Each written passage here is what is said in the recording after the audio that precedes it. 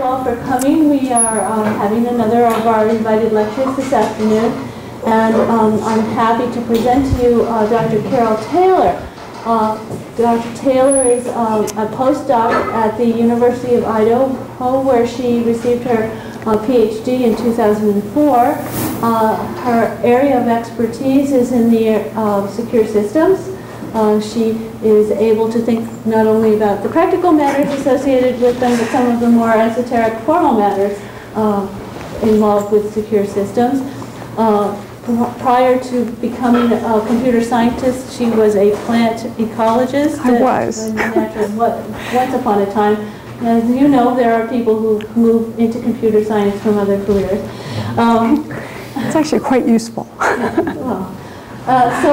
In any case, she's going to be talking to us today about multiple independent levels of security. This is an architecture that is very popular right now with the Department of Defense, and so she knows a lot more about it than we do, since she's written a number of papers on this subject. So take it away. All right.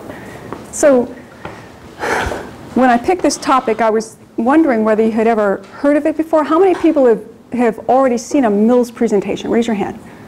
Oh, not that many. A few. Okay. I thought you guys would all raise your hand, and then I could go home. Sorry. No, just teasing. All right. First, we'll do just a little bit of an outline. I thought it would be useful to kind of come up with the need for MILS. Like, why did MILS evolve in the first place? So I might take you through a little bit of the history of high assurance systems. And bear with me if you've seen this before. I have one cool picture, so hopefully it won't be too bad. Then I'll go into the MILS architecture, which involves a separation kernel, middleware, and then the applications. MILS security policies and how those may be differ from regular systems. The certification process, which is another big reason for MILS evolution. The progress of MILS, which is what my knowledge of MILS to date, even though this is an architecture that's being developed by lots of vendors and it changes almost daily, but I can tell you what I know today. And then future research directions, of which we hope to get involved with Cynthia. Is there any way to turn the lights down, or you don't do that? Do you bother with that? Oh, okay. Do you know how to do it? All right, sorry, I just noticed. I mean, I don't know, can you see this pretty well? That's perfect. Yeah, that's perfect. That's better. Otherwise, it seems like it doesn't show up very well. And my slides aren't that colorful. Okay, first of all, I'll start with the need. So it seems to me that the DoD, Department of Defense, has a long-standing need for multi-level secure systems. Seems like there's always been a lot of groups around that need to share information, but not necessarily universally across all groups. So you have the classification levels: unclassified, confidential, secret, top secret. You guys probably all know about that, right? Right? Okay, and you have to be worried about who gets to see what. Typically, they've been most concerned with the confidentiality of data, but they're also concerned with integrity. You know, is the data been tampered with or changed in any way?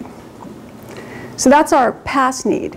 Currently, we have this picture over here, where you have modern day warfare, where you have lots of people in lots of places, a huge distributed battlefield.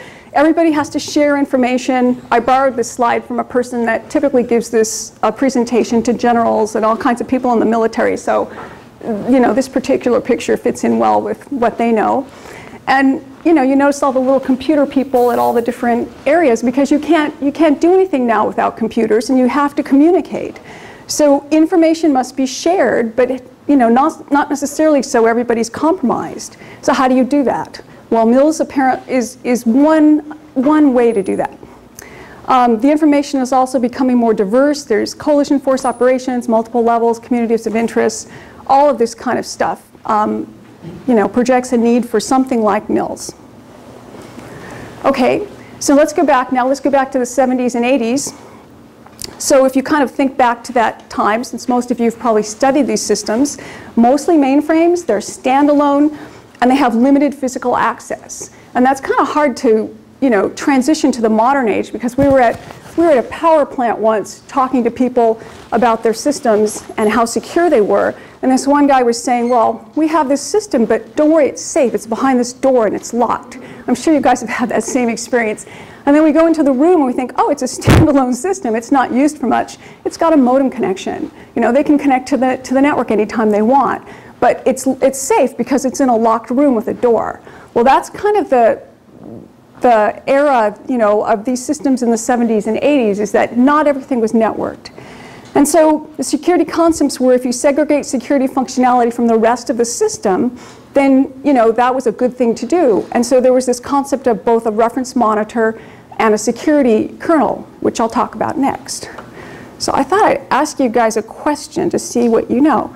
So how many people know what a reference monitor is? Okay, let's see, pick somebody. How about the very top? You raised your hand. Sorry, I don't know your name. Person? Sorry. What's a reference monitor?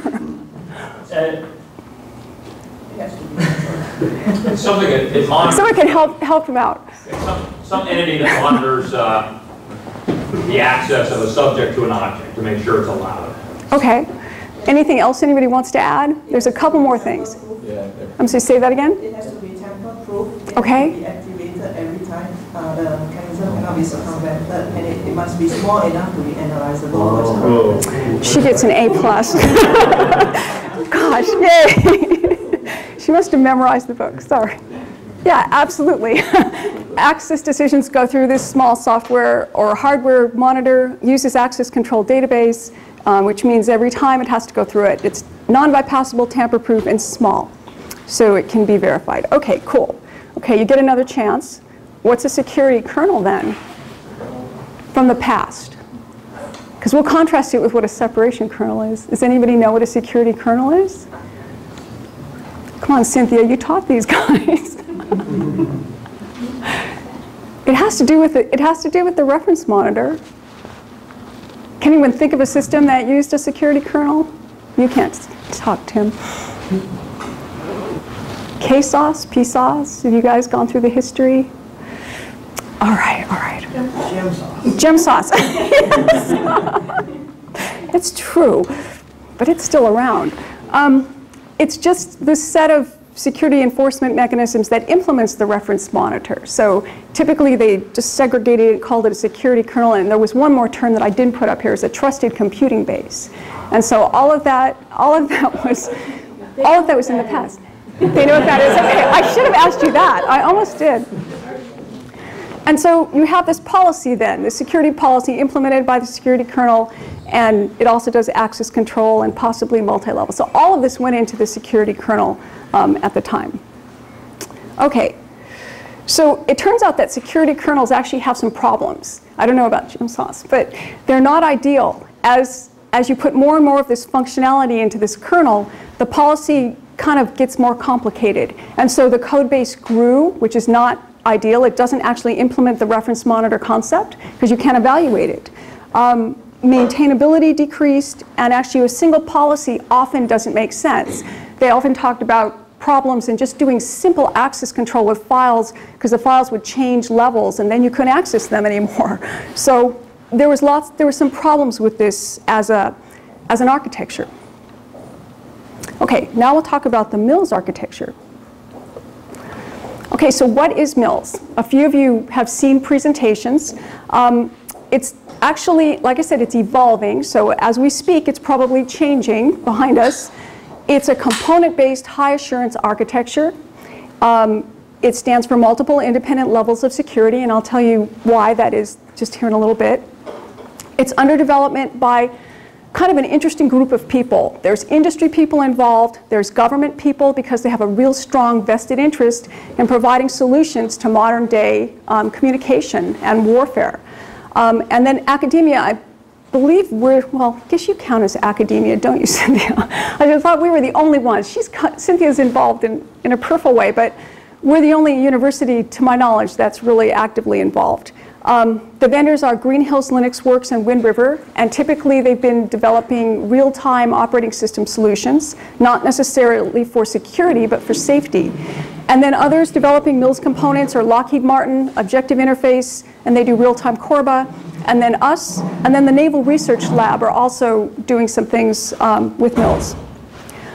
Again, it's intended for high assurance environments where you typically have something like multi-level data involved. And here's just kind of a sales pitch slide that I copied from somebody, because you can see just kind of rah-rah. It reduces the amount of security critical code, so we can increase the scrutiny of security critical code, and to make development, certification, and accreditation more practical, achievable, and affordable. I just want to add that that last part has not been proven. It's not true. but remember, this is part of a presentation that's typically given to generals and people in the military, so you know, it's a good thing. It's a layered architecture. Now that's a little different than the security kernel concept, which really just more like a partitioned architecture. So you've got typically 3 layers, and I'll go through them more in depth here in a couple slides. You've got a separation kernel at the bottom, middleware, and then an application layer that runs on top. The security policy is also a little bit different in the way it's implemented. It's allowed, I mean, MILS allows multiple security policies, except with the past architectures, there's been one system-wide policy. It assumes applications will have their own policies, and so what they're trying to do with it is offer services to the applications to help them enforce their policies. So like separation and secure communication across a network, and things like that. Okay, a little bit more on the different layers. The separation kernel does separate processes in spaces, partitions, time and space partitioning. If any of you are familiar with, is anyone familiar with safety? This word DO-178B or A-Rank 653? You guys encountered that? No. Those are standards that are used for avionics systems. Tim's looking.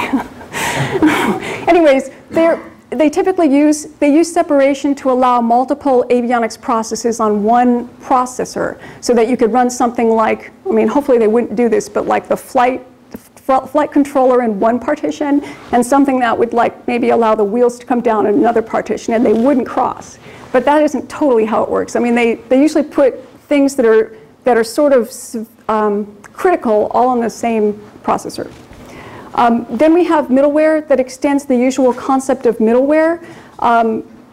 Since the separation kernel they try to keep it small so that it does a very limited set of things, then your middleware becomes what used to be in the operating system. And I have a diagram that shows that maybe a little bit more clearly. But you'll get things like device drivers, file systems, network stacks, things like that, that would have been in an operating system are now called middleware. Applications. So typical applications, sometimes they do security, sometimes not. So firewalls, crypto modules, guards, and any of the user applications are just considered an application. Okay, so here's a MILS, I don't know if there's a pointer, but I can just use that. So we have the hardware at the bottom, your usual processor. There's a separation kernel that runs on top, a very minimal again, subset of the operating system. All it does is separation, scheduling, and a couple things like that. And then you have your middleware services. So these, again, it's not, don't think of Corba. This is just other services that would have been in the kernel are now relegated to this middleware layer, and then an application. And then what I've called a normal architecture. So think of this as I don't know, Windows, Linux, you know, the usual stuff. Hardware down at the bottom, and here's your OS, you know, which has everything in it, everything but the kitchen sink. Memory management, all the device drivers, file systems, network communications, things like that. And then your applications on top. And it's not strictly layered like this. Applications are running within actually the memory space, but segregated. So that's a little bit maybe better picture of what MILS does versus a normal architecture. And so what the separation kernel will give you, and I just want to point out, because I want to say this so you understand clearly, the separation kernel concept is not strictly MILS. It was there from the beginning. I mean, well, from the beginning, from John Rushby in the 1980s. I was going to ask that as another question, but I thought, all right, I'll give you that one. John Rushby from SRI, who's right down the road in Menlo Park, developed this concept in the 1980s. It wasn't considered feasible to do until kind of more modern times. And John Rushby has been most involved with safety systems, so his influence was seen in these real-time operating systems that now allow partitioning on a single processor. So it's been around before MILS. And actually, Cynthia, if you know, she's actually developing her own separation kernel. So it's not a MILS concept. It's just at the heart of MILS because it's one of the things they believe will give you some of the security that's missing from the other operating systems. Let's see, the other thing it gives you, you can do for a lot of them is multi-threading, so you can have multiple processes in the same partition. It allows inter-process communication, and so that's going to be OS dependent. A lot of them use shared memory. If they're ARINC 653 compliant, there's channels that are specified in that specification. Just some other things I can't think of right now. It does resource sanitization of system registers, and again, this is specific to the MILS separation kernel. So they're mandating that these vendors make their operating system separation kernel conform to this, because now we're going to be using it for security. Another one they talked about is minimum interrupt servicing, and then it has the partition scheduler in there, and that's all it does. And then the middleware, again, was traditional RTOS services, and I'm going again by what MILS is defined. So real-time operating system services, device drivers, network communication, access to shared devices, things like that are now in middleware.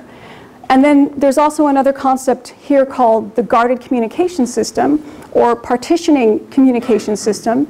And that's going to allow inter-machine communication. So it'll be like a trusted network device in between multiple processors. So whereas you'll have partitioning that allows partitioning on a single processor, you'll have this PCS, partitioning communication system, that will allow separation and controlled information flow across multiple processors. And so that is going to end up being part of MILS. And this is one of those things I said, it's changing as we speak. So people were telling me that they understood this to be something else. But then one of the vendors defined it and said, no, this is what it's going to be, and we're going to port it with all the systems. So, okay, and then the applications would be like traditional middleware. It seems like there are many systems in the government that do use Corba. So Corba is one of those things that probably will be run in a partition. This is a new standard that's coming out. It's called DDS. It's called Smart Pull, Smart Push. It's being promoted by OMG, the Object Management Group. Some other applications you can think of, like cross-domain services, access guards, content guards, inter-domain guards, and again, any other thing you can think of that you want to run. Okay, here's a better diagram of MILS, or a more typical diagram. Those of you that have seen other presentations have probably seen something like this, where you have the processor, the separation kernel, and then you have these different partitions. And right now we've just labeled them as single level or multi-level. So unclassified, classified, secret, top secret. And then here would be the MILS middleware. Again, not Corba, not what you're used to thinking of. So that's just a schematic of how it will look. And then scheduling of these runs, usually if it's a static schedule, it will just run these in round robin. It will give static time slices to each partition, and each one will run at a time. And so this is, again, another little bit of a sales pitch. MILS makes mathematical verification of core systems and communication software possible. And it actually does in some respect, because what it's trying to do is also partition the certification problem into sort of more manageable units. And I'll talk about that more later. The functionality to 4 key security policies, and these policies actually relate to the separation kernel only. Information flow, data isolation, resource sanitization, and damage limitation. And those get defined on the next slide in the security policies. Okay, so here's the separation kernel policy that I just mentioned, just a description of it. And so information flow means that information originates only from authorized sources. So you have something like a partitioning table that says which partition is allowed to communicate with which other partition. Information then is delivered only to intended recipients, and then the source of information is authenticated. Just to test your knowledge a little bit, if we have this policy of information flow, does it guarantee that there's no covert channels in the system? Does anybody know you guys know what a covert channel is? Okay. So if we can just say, and just think about this, this is like going off of like a table of partition A can talk to partition B, and partition B can't talk back because they're not the right level. Does that guarantee that anybody in the system, can't tell what's going on with a covert channel? I mean, would you still need to do a covert channel analysis of this system? Do you think? Okay. Yeah, that's the right answer. Good. You can never be absolutely certain that there isn't something going on like that. If you're going to certify this to a pretty high level, and if you've got multi-level data, you still actually need to subject it. But hopefully with something like this, if you can imagine contrasting this with Windows, hopefully something like this would at least give you, a better place to start from. You wouldn't have to like look through the whole system.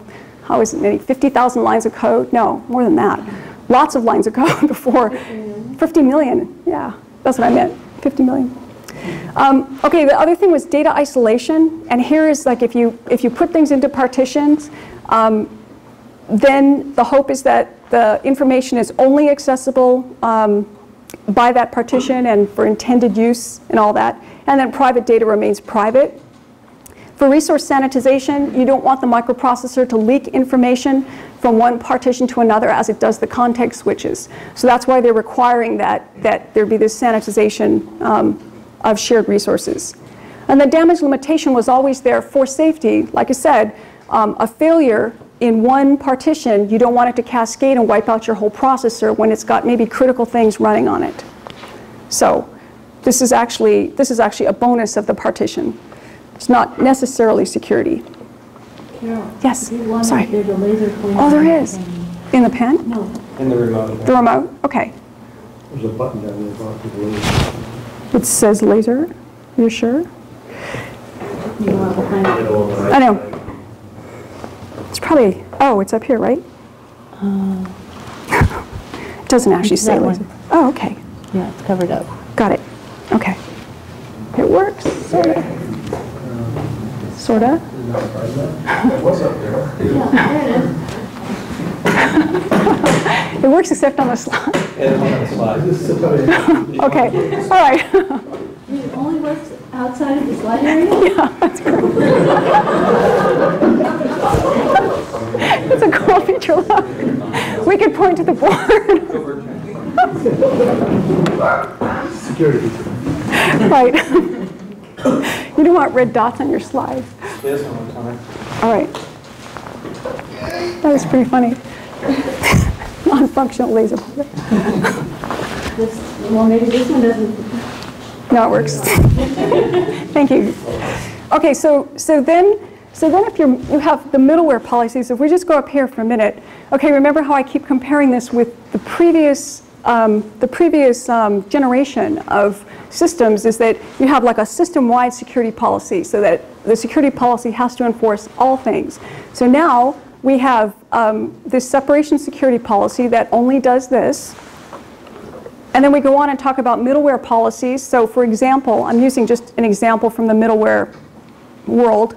The partitioning communication system, the PCS, only has to worry about things related to it. So it worries about internode communications, processor to processor. It worries about network communication between the processes and keeping multi-level things separate. It allows partitions to communicate over a network. And then they also threw this in. It deals with encryption and bandwidth provisioning as part of its job. But as you see, it's kind of different from this policy. This policy deals with separation things. This policy deals with network things. And then the next policy I'm going to show you is actually an application policy, which also, as it turns out, can help enforce security. And so this is something that I'm aware of because we've developed an access control guard that's a Corba GIOP guard, because someone told us that we actually, Corba is used in a lot of systems, and they actually need a finer level of control where you have maybe multiple processes running in one partition, and we want to be able to say that only a certain process can talk to another process, whereas the previous security policies were at the partition level. Now we're at the process level. And so, what is this concerned with? It's concerned with different queries between client-server and looking at, is this process allowed to talk to this process? And so again, it's at a different level and a very different policy. And then we have something else. We have a DDS publish subscribe access guard that we are developing, and it has a different policy even than this one. And this one is yet to be defined, but someone out there I know is developing something like this. So you see it's got different levels of policies that are concerned about different things, and this is going to kind of lead into the next topic, which is certification. Okay, so here I just have a slide that just talks about this a little bit more. What I just said is that separation kernel focuses on partitions, middleware looks at authorized communication across a network, and then the application guard looks at authorized delivery of messages and worries a lot about the Corba protocol. And so for certification, that actually turns out to be pretty important. Okay, so you guys have, guessing, been kind of introduced to the common criteria. Does anybody not know what the common criteria is? You can raise your hand, it's all right. It's not embarrassing. No? You guys all know what common criteria is? Who's had it in the class? Talk about it? No, talking about it. We talked about common criteria in the class, yeah? Some of us? Okay, excellent. It's going to give you an exam. Yeah. And they're going to get graded, right? So you're all in favor of the common criteria, right? It's a wonderful process. All right. Well, yeah, we don't need to talk about that. So if we look back, we actually are on version 3.0, but if you look back at 2.2, which was just about yesterday, very recent, it concentrated on certification of single products. So application, an OS, a processor, that constituted what got certified. There's this concept of a target of evaluation, which sounds like most of you know about. And then here's kind of an outline of what the process was. So you define or find what's called a protection profile, and that's just like a template for a product type. Like there'd be a protection profile for a firewall. In our case, there's a protection profile for a separation kernel. And then you actually adapt it to a specific product and develop a security target. And then you do this usually at some type of an EAL level. You're going for some kind of an evaluated assurance. Higher levels are 5 to 7. Lower levels are 1 to 4. Everyone knows Windows got evaluated to EAL 4, right? Yeah, a specific version of Windows. So then you're evaluated according to your security target, and then the NIAP labs are responsible for products up to EAL 4, and beyond that, then NSA evaluates the target of evaluation. Okay, so what's different in the Common Criteria 3.0, and I confess I haven't read it thoroughly, I just looked at the part that we were concerned with, which is now it allows certification of composed products. So not just a single operating system or a single application, but possibly you could have two things that could get composed into one. And then maybe you could actually get that evaluated.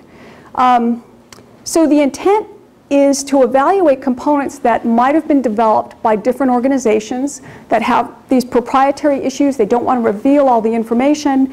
And the assumption is that you might not have all the information available for evaluation. And so that actually describes MILS to a T.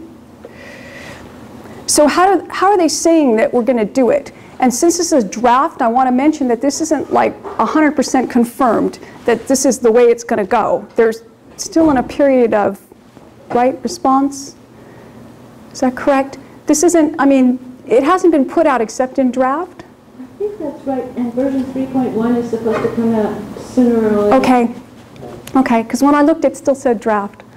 Oh well. So this may not end up being what's in it, but this is what they're proposing to be in it for right now. How would you do it? And if you go by what 3.0 says for composed certification, you would have an independent evaluation of each component, or an alternative is you could possibly have one evaluation at least of the base component and then go for a composed evaluation of the other component on top of it. So you don't have to have two separate ones. That's what it says so far.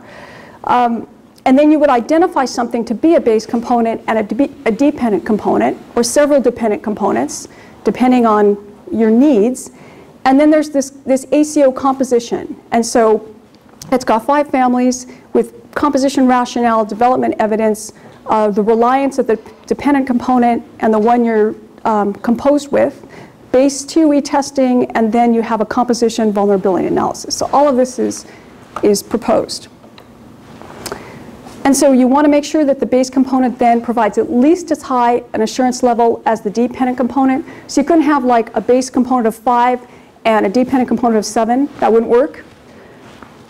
And let's see, what else does it provide for? Description of interfaces, and also some concepts or some possible vulnerabilities that may have not been considered during the original evaluation that came out for the composition. And so again, we believe MILS is ideally suited to a composed certification effort. When MILS was originally designed, that's what they had in mind, that they were going to try this and do this, even though the common criteria wasn't quite up to par on what needed to be done. And so again, we're thinking that there will be components developed by multiple vendors. Currently there are. They would be certified at multiple EAL levels, and that you'd have components that assist with security policy enforcement all the way up to applications. And so we actually have an example that we would like to try for a composed evaluation. And we're going to use the separation kernel and a component that we developed called the MMR. And so the separation kernel is going to be the base component, because that underlies, the MMR actually depends on it. And the MMR is just a MILS message router. And all it's doing is acting like a software router for multi-level data. So it also has its own security policy. So it's basically saying that if we have multiple levels of data, we can send it to the MMR, and it's going to keep the data separate and still do secure communication. And so here's just a little diagram of that. This works, yay. So we're going to separate 2 levels of data, and I just drew top secret and secret, and the MMR is just a router. And then down here, this would be evaluated common criteria EAL7, and this one is EAL6, because it's depending that it's already going to have some properties of an EAL7 evaluation, like a formal security policy that it can borrow from. And I believe if it's got, this is never clear, 2 levels of separation, it doesn't need to be EAL7. It's not clear what EAL goes with how many classification levels. This is something that's never been clear, right? Not sure. Okay, anyways. I don't know that they know. Yeah, this is NSA. Okay, steps for composing MILS components. This is what we understand, to be true. And we're going into like almost research directions here, because we're not totally sure how this is going to work, but we're sure going to try it. So you have an evaluation of a separation kernel. That would be the first step. And then we're going to develop a security target for the MMR, because we looked and there isn't really a suitable protection profile. So if there isn't one available, you can actually just go and develop a security target. And then the evaluation of this, we're going to define an ST for the composed system, our 2-component system, and how they interact and any new vulnerabilities for that. We're going to develop articles for the composed system. So we're going to come up with a formal security policy that depends on the underlying separation kernel policy. And then we're going to try to get this system evaluated. We're going to actually have somebody from the NSA look at it and assure us that this either would or wouldn't work for a composed system. So that's the goal. Okay, quickly, just where is MILS at this point? I keep mentioning it's changing, and I'm sure that gives you like a warm, secure feeling. But there's a lot of parts of this that are not in our control. And so this is my knowledge of where we are with the MILS with the MILS progress as an architecture is that we have a separation kernel and components.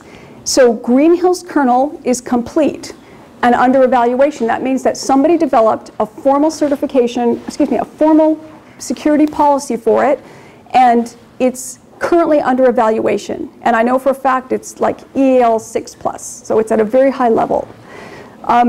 We have 2 other competing vendors, or contributing vendors, however you want to call that, LinuxWorks and Wind River, and their kernels are under development right now. So that means they're not quite at the point that they can do this certification. PCS, that partitioning communication system, is underdeveloped by this company called Objective Interface that does real-time Corva. And then we're developing just our own components. Now these people are all hoping to sell this and make lots of money. We're just doing this for fun, for research. We're doing this because we're supposed to come up with things using the MILS system. And so we're doing this GIOPGAR, MMR, there'll be a DDX guard.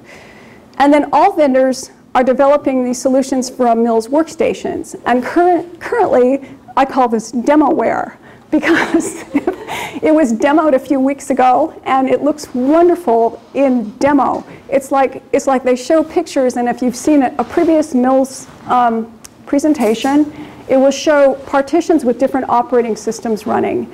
And currently that hasn't been proven, and I'll show you why. I've got a couple things in the future I'll talk about, and it's not totally sure it can be done. VMware or something? I have no idea what they're doing. They haven't implemented it. It's a mock-up. It's a mock-up. Yeah, it's a mock-up. As far as the certification efforts then, we have the separation kernel, protection profile, and security target done. And I say that because they actually are evaluating it according to something.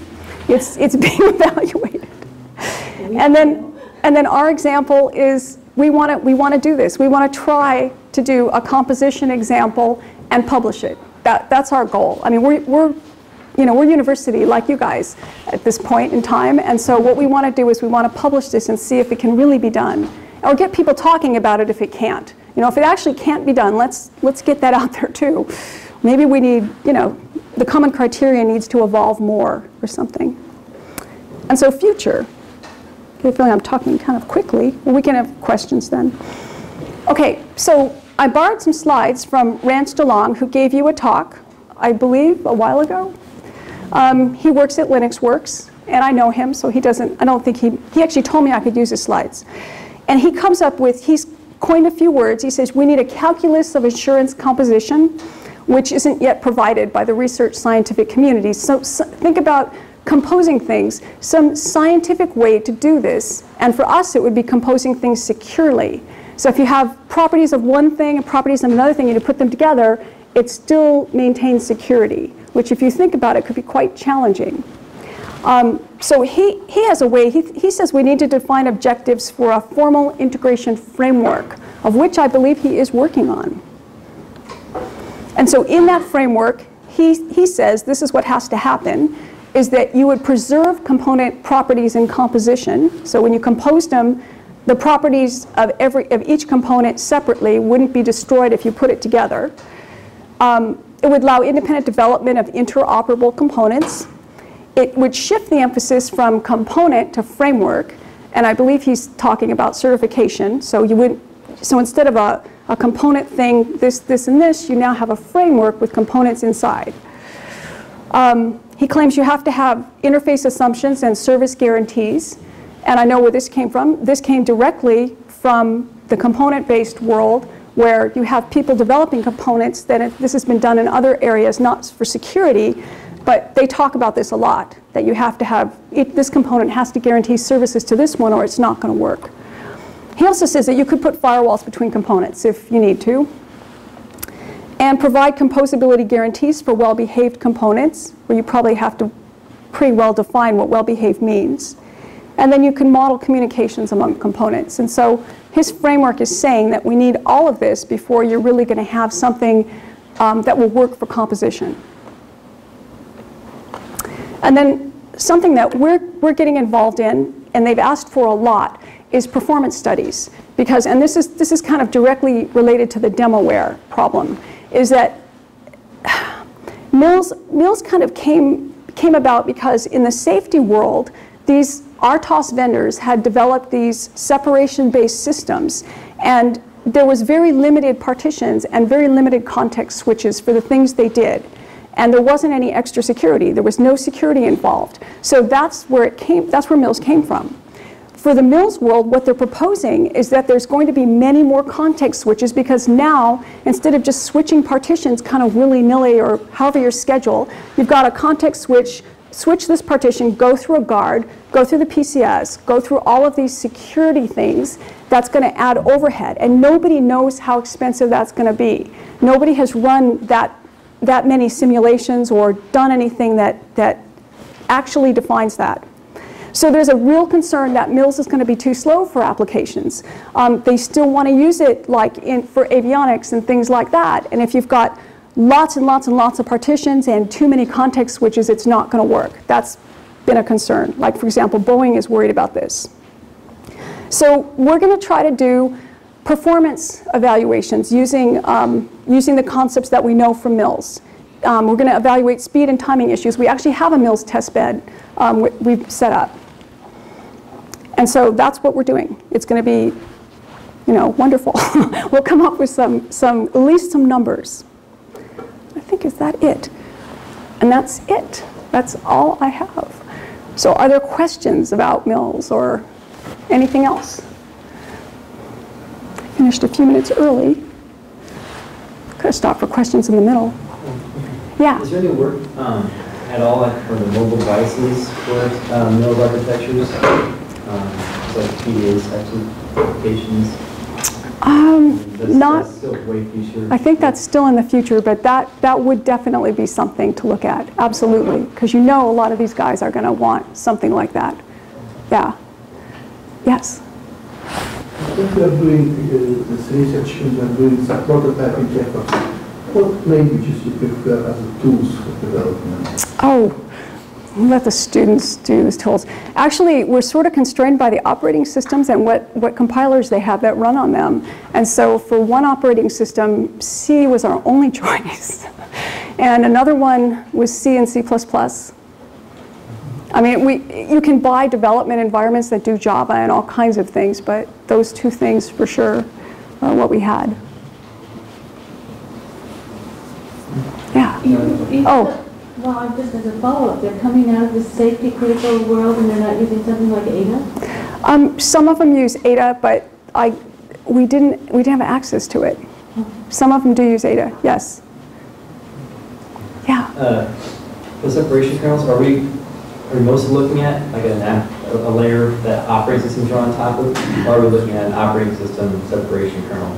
Because it just seems that, for independent levels, it's going to be a lot easier if we can just put a generic off-the-shelf operating system on top of a separation kernel. Some lower level abstraction, but I don't know how. I understand what you're saying. Yeah, that's what the MILS workstation is supposed to do. The slide that I eliminated from my talk, because I felt it hadn't been implemented yet, shows partitions with Linux in it, and Windows, and Solaris, and they're the other popular. The general MILS is going to be multiple operating If they can do it, yeah, if they can do it, that would be ideal. Yeah. Based on software that's not strong type, is the hardware at least that it's going to be running on going to be strong type at all? Well, you said, I don't know that it's, I have no idea what they write those operating systems in. I mean, he asked the question of what do we develop on top of it? But the RTOS and the separation kernel, I'm not sure what that's developed, and it could be developed in Ada for all I know. But the hardware, they're using PowerPC boards. That's how, again, these are embedded people, and that's the board of choice. And that's what a lot of the systems are requiring.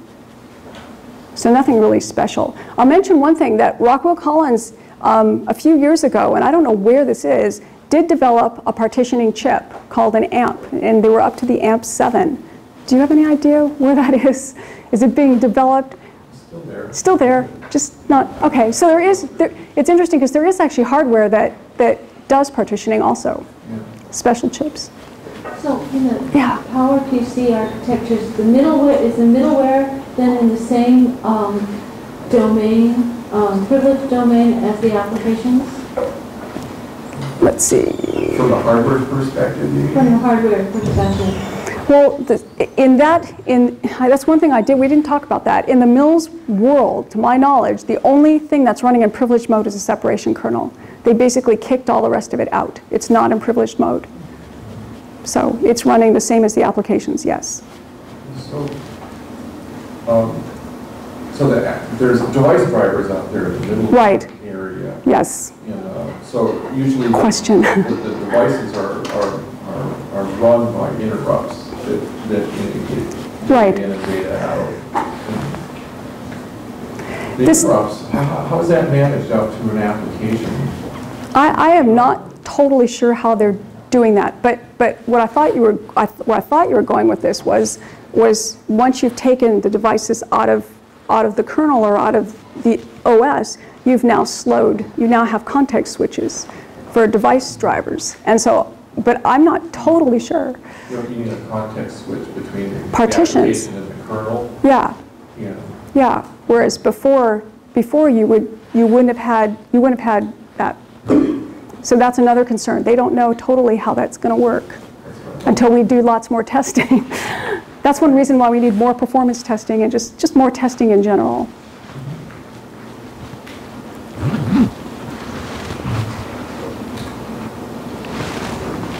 Another off-the-wall question, Yeah, I guess. But, sure. Is